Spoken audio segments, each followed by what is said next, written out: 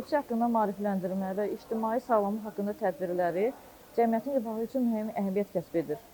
Təbin təşkilatçılığı ilə biz bu günlərdə Cəlilabad rayonunda beynəlxalq epilepsiya gününə həsr olunmuş Epilepsiyanın fərqindəyik adında bir layihənin iştirakçısıyıq.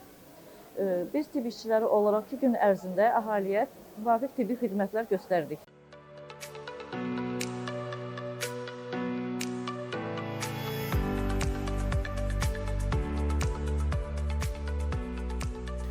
Cəlilabad rayonunda təbin göstəri xidmətlərdən yaralandım, nevroloq və psixoloqlarda oldum.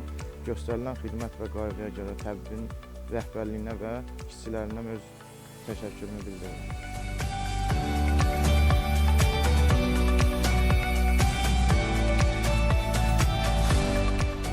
Gələn təbib qrupunu salamlamaq istəyirəm.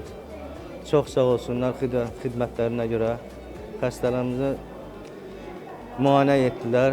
Minnətdarıq, çox sağ olsunlar.